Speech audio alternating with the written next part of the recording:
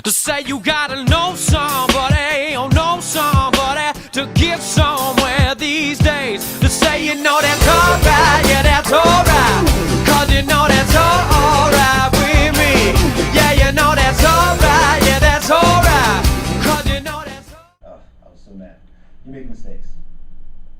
The idea though is you know, that was before I knew anything about structuring deals. That was just made a cash offer kind of thing. And I know a lot better now. So we're going to go over, these are some of the things I think are important. The velocity of money. I mean, making money in the business is getting your money in a deal. When I say your money, I mean other people's money. In a deal, then out of the deal, and into the next deal. In a deal, out of the deal, and the next deal. You know what that does to your rate of return? It just catapults it. That's it's amazing. The next bullet point, time value of money. Does everybody have a financial calculator? If you don't have one, it's amazing to me. You go to CVS and they have all these scientific calculators. They don't have a single financial calculator. The kids aren't learning this stuff. I never learned the time value of money in school. I never learned it. I didn't know how to work present value, future value. So you need to learn that. If you get a Business Analyst 2, Texas Instruments, HP 12C, Hewlett Packard 12C, read those manuals. Those are wonderful. You can learn more about finance in the calculator's manual than they do in the school system. You don't even do anything in the school system for it. It's appalling.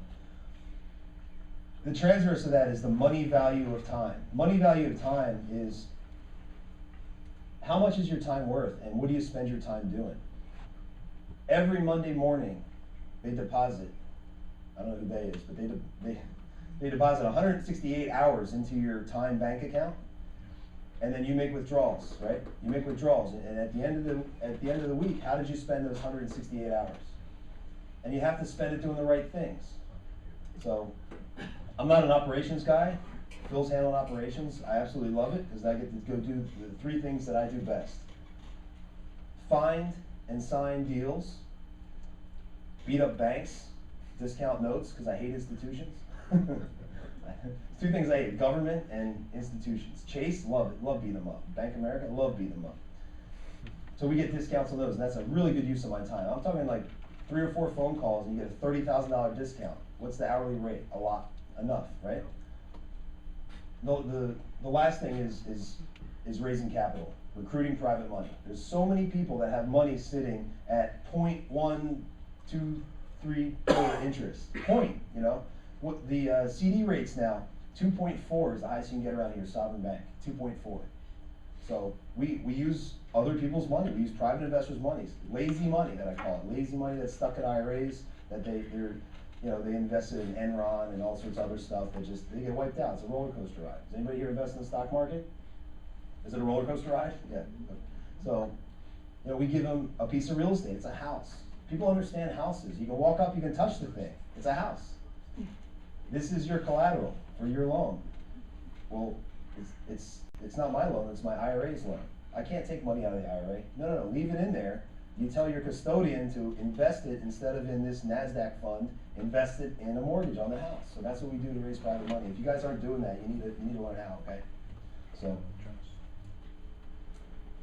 this is the next step. Whose money? For a buy and hold strategy, for me, it was tough to buy and hold when you didn't go to a bank and go get financing. So this is what I did. I went and I involved the seller in the financing by getting seller financing. Imagine that. So buying deals where you can involve the seller in the financing, none of my seller financing deals have interest. When a seller says, what about interest? I say, well, I'm not asking you to borrow any money because if you're interested in lending money, we have a program for that. However, these are the terms of the sale of your home. And I learned that from a lot of my mentors that said, I'm going to give you $1,000 a month, that deal we talked about earlier, $1,000 a month for 155 months. Well, what about interest? I'm not borrowing money from you. I'm offering to buy your house for $1,000 a month for 155 months. If you want to put any interest rate you want in there, that's fine. The purchase price will just come down. But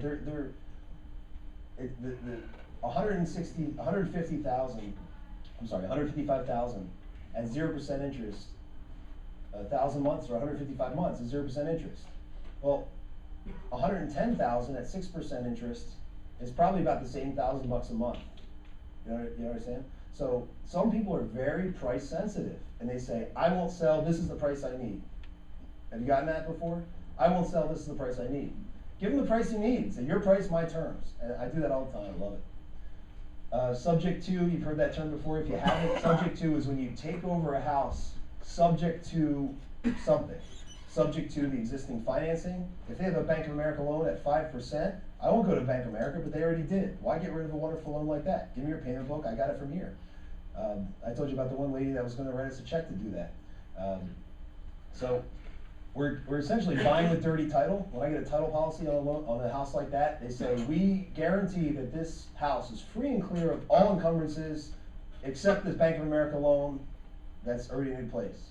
So it's a dirty title, but it's a dirty title I'm very willing to take because I don't have to go out and qualify for a loan. I don't have closing costs. I don't have I still have transfer tax and all that stuff. So, but it's a very good way, is using the existing financing. Private money. One of the things in the marketing and in the slide that Phil was talking about was, where do you find these private investors?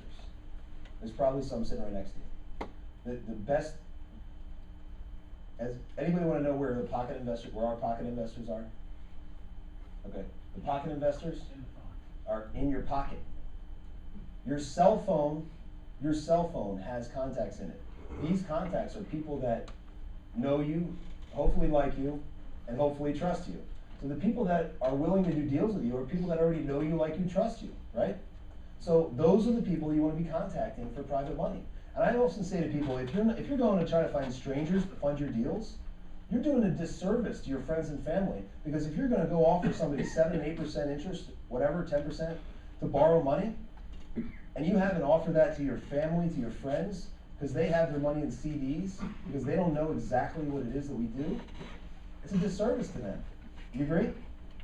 So look in those phones, go through, try that, make it a point. In 26 days, go through all the A's, then go through all the B's. If you don't have a lot of names in your phone, find somebody who does. We have a lot of names in our phone. And then the combination of the three. I like combining private money with subject to, because sometimes you need to reinstate a loan if it's behind. Sometimes you need to rehab a place that's subject to. So we use private money in combination with subject to. Sometimes the seller needs a down payment. We use private money to give them the down payment. We pay an interest rate on the private money. We pay no interest on the seller financing. That combination works. It's good, as long as it cash flows. So a lot of times we'll borrow more money than we need to do the deal, to do the rehab, and have a little bit of money to put in our pocket to feed our families, right? And we're not going gangbusters. I mean, I'm not a big fan in just the current society. They buy stuff they don't need with money they don't have to impress people they don't even know. Is that true? Okay. Write that down. I'm not one of those guys. I upgraded. I had a 95 Volvo. Maybe you ever heard the story in front of Dig. I had a 95 Volvo. I was the guy in front of me trying to sell a Volvo. And I got a new car. I got a 96 Volkswagen turbo diesel.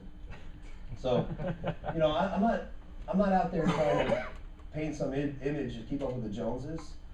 That's consumerism, right? The idea is investing your money and investing your time. Don't spend your money and spend your time.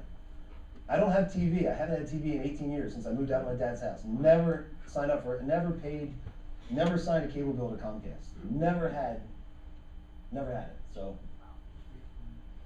that would be consuming my time. That would be spending time. I say you invest your time. You agree?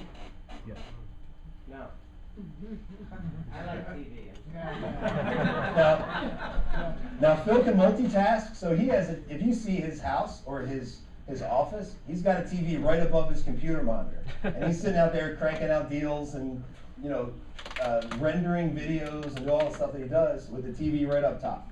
And he watches the political, stuff, and he's commenting all over the answer line and all over the Facebook of all how wonderful our government is. So